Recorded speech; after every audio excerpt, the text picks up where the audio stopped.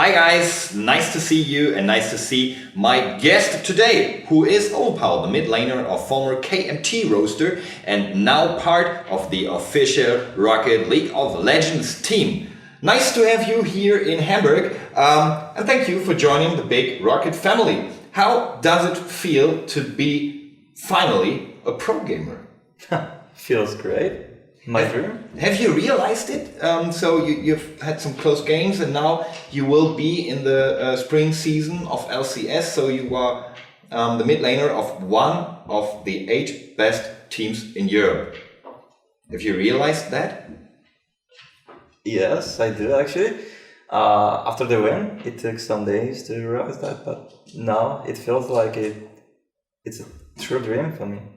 So let's start with the team itself. You're a 5-man roster, so no stand-ups. How did you guys find each other? You're playing, I think, for almost a year now? Yeah, we're playing with Calaver and Zezus for 1 year almost. And recently we got Vander in our team as well as Jankas. Who is the one in the team who is making all the decisions? I know you are kind of the team captain and sitting in the mid, according to Riot rules, but who decides what you are going to do, the tactics and stuff? It's really everyone who's calling. Like for the bottom lane it's Vander, sometimes it's Calaver. For the jungle and top lane it's Jankos or Zezus, and for the team fight it's everyone. Like there's no shot caller like in other teams. And that's not like, oh my idea is better, oh no, let's do my thing. It sounds really hard for me to realize that. Usually is mine. That was what I wanted to hear.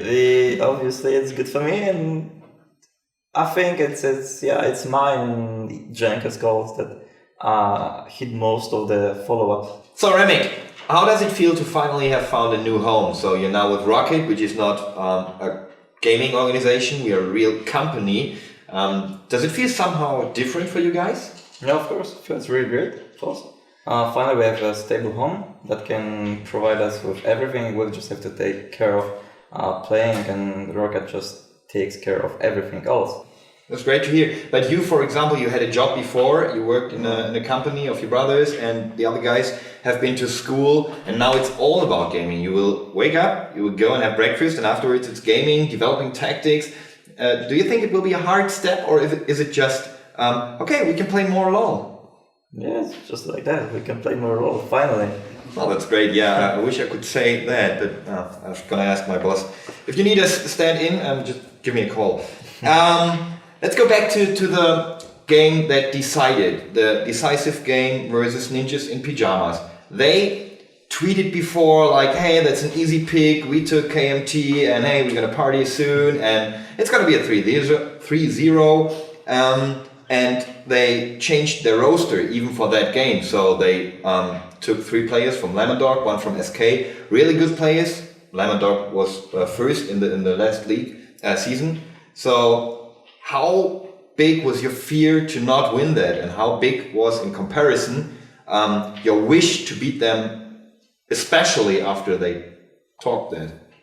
It just gave us another boost to our confidence. Yeah, we thought we're gonna win this match, but not by 3-0.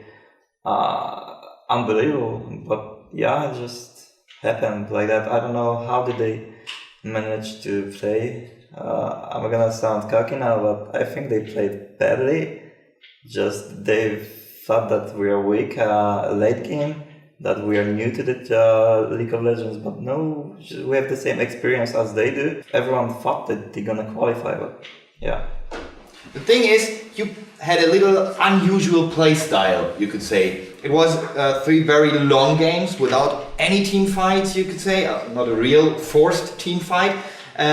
Beforehand, everybody thought that NIP might have the stronger solo players, like that they would surely win their lanes, but you might come back in the late games. Was it a tactic of yours, just, hey, let's play very, very defensively, or what did you say before the game? I don't know, we just followed the picks. If we have Wayne and Kayla, which is really extremely good in the late game, and they have nothing to respond for that, then we just play the late game. We don't make many mistakes through the game. We try to go to the late game. We try to keep the same gold difference for both teams, just to, I don't know, just not to fall behind them, so they can just push us. I don't know, but just like that, we just follow the game and play with our picks.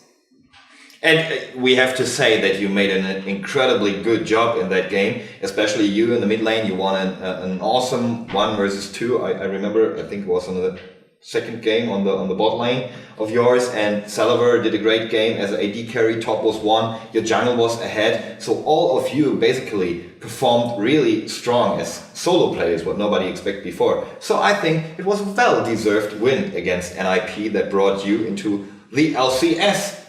Which brings me to the next point. What do you think might be the strongest team or the strongest 2 teams who's going to win the LCS besides you? Besides us? And yeah, it's a hard question. And I think it's gonna be Alliance and Fnatic. I don't think Gambit is a strong team right now.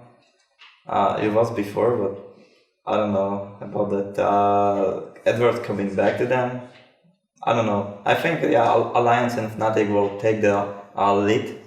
For sure, it's gonna be the second place for either of these teams. I'm pretty sure of this. Your goals. So what is the goal for you as a team? Is it just like, yeah, we want to go to Worlds, or just we don't want to drop into relegation, or what do you think? What's your expectations?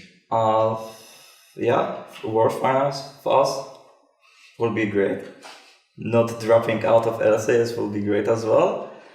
I would set our goal for the World Finals, and then if we fail, then set it to not drop out of the league. Fair enough. You gotta have high goals, otherwise you won't reach anything in professional gaming.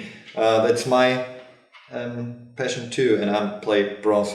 No, actually it's silver 5 now. Yeah, never mind. Have you got a big enemy? You would say like, if I definitely want to beat this guy. Is there anyone? Dame Froggen. I just want to beat this guy. Damn Froggen! You know, that's a challenge, Froggen. Thank you for being here, Overpow, and I wish you all the best luck for your first professional LCS season. Thank you. You're welcome.